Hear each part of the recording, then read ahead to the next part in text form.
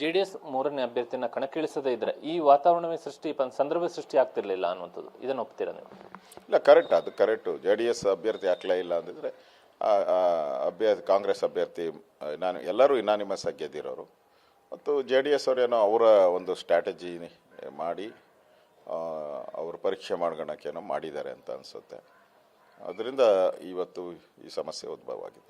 JDS ಅಭ್ಯರ್ಥಿ ಸ್ಪರ್ಧೆ ಮಾಡದಂಥ ಕಾರಣಕ್ಕಾಗಿ ಬಿಜೆಪಿಯಲ್ಲಿ ಕೆಲವು ಶಾಸಕರಿಗೆ ನಿಷ್ಠೆ ಇಲ್ಲ ಅನ್ನುವಂಥ ವಿಚಾರ ಈಗ ಬಹಿರಂಗ ಆಗಿರುವಂಥದ್ದು. ಕರೆಕ್ಟ್, ಅದು ಈಗ ನಾವು ಅದನ್ನು ಸಮರ್ಥನೆ ಮಾಡೋಕ್ಕಾಗೋದೇ ಇಲ್ಲ. ಆಗಿರೋದು ನಿಜ.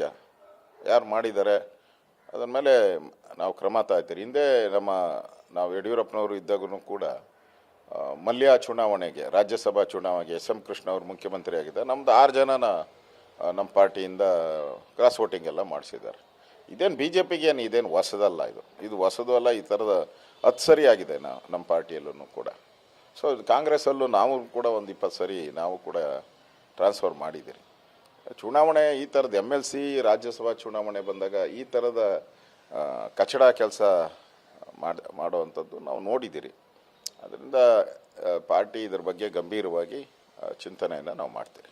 ಇಲ್ಲಿ JDS ಮೂರನೇ ಅಭ್ಯರ್ಥಿಯನ್ನ ಕಣಕ್ಕಿಳಿಸದೇ ಇದ್ರೆ ಈ ವಾತಾವರಣವೇ ಸಂದರ್ಭ ಸೃಷ್ಟಿ ಆಗ್ತಿರ್ಲಿಲ್ಲ ಅನ್ನುವಂಥದ್ದು, ಇದನ್ನು ಒಪ್ತೀರಾ ನೀವು? ಇಲ್ಲ, ಕರೆಕ್ಟ್, ಅದು ಕರೆಕ್ಟು. JDS ಅಭ್ಯರ್ಥಿ ಹಾಕ್ಲೇ ಇಲ್ಲ ಅಂದಿದ್ರೆ ಕಾಂಗ್ರೆಸ್ ಅಭ್ಯರ್ಥಿ ಎಲ್ಲರೂ ಇನಾನಿಮಸ್ ಆಗಿ ಗೆದ್ದಿರೋರು. ಮತ್ತು JDS ಅವರೇನೋ ಅವರ ಒಂದು ಸ್ಟ್ರಾಟಜಿ ಮಾಡಿ ಅವರು ಪರೀಕ್ಷೆ ಮಾಡ್ಕೊಳಕ್ಕೇನೋ ಮಾಡಿದ್ದಾರೆ ಅಂತ ಅನಿಸುತ್ತೆ. ಅದರಿಂದ ಇವತ್ತು ಈ ಸಮಸ್ಯೆ ಉದ್ಭವವಾಗಿದೆ. ಜೆಡಿಎಸ್ ಅಭ್ಯರ್ಥಿ ಸ್ಪರ್ಧೆ ಮಾಡದಂಥ ಕಾರಣಕ್ಕಾಗಿ ಬಿಜೆಪಿಯಲ್ಲಿ ಕೆಲವು ಶಾಸಕರಿಗೆ ನಿಷ್ಠೆ ಇಲ್ಲ ಅನ್ನುವಂಥ ವಿಚಾರ ಈಗ ಬಹಿರಂಗ ಆಗಿರುವಂಥದ್ದು. ಕರೆಕ್ಟ್, ಅದು ಈಗ ನಾವು ಅದನ್ನು ಸಮರ್ಥನೆ ಮಾಡೋಕ್ಕಾಗೋದೇ ಇಲ್ಲ. ಆಗಿರೋದು ನಿಜ.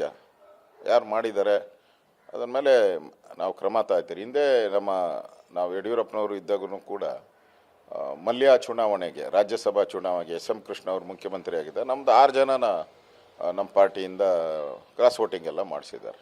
ಇದೇನು BJPಗೆ ಇದೇನು ಹೊಸದಲ್ಲ, ಇದು ಹೊಸದು ಅಲ್ಲ. ಈ ಥರದ 10 ಸರಿ ಆಗಿದೆ ನಮ್ಮ ಪಾರ್ಟಿಯಲ್ಲೂ ಕೂಡ. ಸೊ ಕಾಂಗ್ರೆಸ್ಸಲ್ಲೂ ನಾವು ಕೂಡ ಒಂದು 20 ಸರಿ ನಾವು ಕೂಡ ಟ್ರಾನ್ಸ್ಫರ್ ಮಾಡಿದ್ದೀರಿ. ಚುನಾವಣೆ ಈ ಥರದ MLC ರಾಜ್ಯಸಭಾ ಚುನಾವಣೆ ಬಂದಾಗ ಈ ಥರದ ಕಚಡ ಕೆಲಸ ಮಾಡುವಂಥದ್ದು ನಾವು ನೋಡಿದ್ದೀರಿ. ಅದರಿಂದ ಪಾರ್ಟಿ ಇದ್ರ ಬಗ್ಗೆ ಗಂಭೀರವಾಗಿ ಚಿಂತನೆಯನ್ನು ನಾವು ಮಾಡ್ತೀರಿ.